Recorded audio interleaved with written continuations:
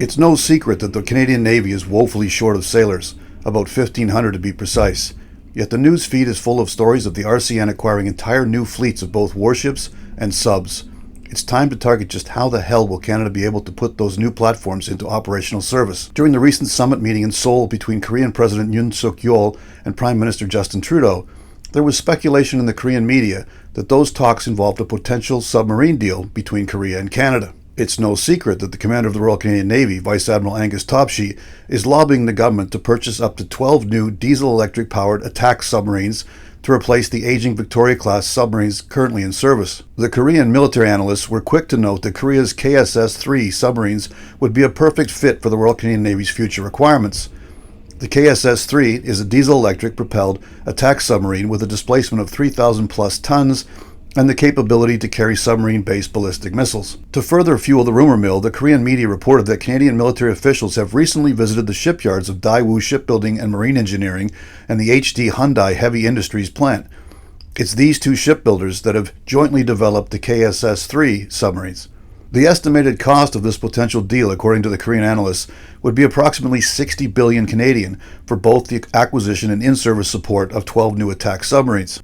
Close followers of the RCN will know that the mainstay of the future fleet will be the Canadian surface Combatant. The Liberal government steadfastly remains committed to acquiring 15 of these modern warships, with the present cost estimate totaling more than 65 billion, with some estimates at over 100 billion Canadian dollars. Now, the penny pinchers and peaceniks might question where Canada is going to find the combined $160 billion to buy 15 CSC ships and 12 new attack subs.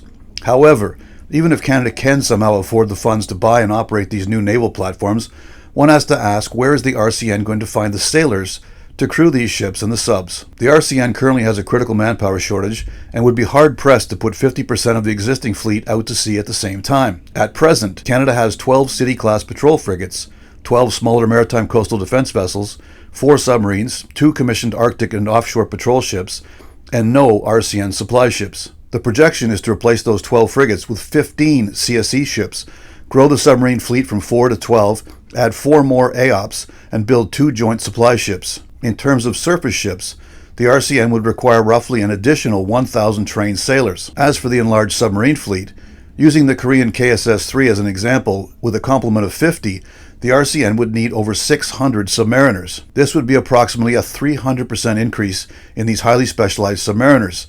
It would also require a 300% increase in officers qualified to command a submarine. Given the small scale of Canada's submarine force, historically the RCN has relied on the British Royal Navy to conduct challenging qualification course for would-be submarine skippers. Known informally as the Perisher course, there is a high fail, low pass ratio for the simple reason that submariners, by their very nature, are unforgiving of human error. There have been times in our Navy's recent history when they were hard-pressed to have even 3 Perisher qualified skippers, let alone a projected 12. Submariners are considered to be the elite in any navy, but they are also considered to be a rare breed. If somehow Canada does support Vice Admiral Topshee's vision of buying 12 attack submarines, I would be even more shocked if we could find within modern Canadian society the 600 men and women to serve aboard them. This has been On Target. I'm Scott Taylor.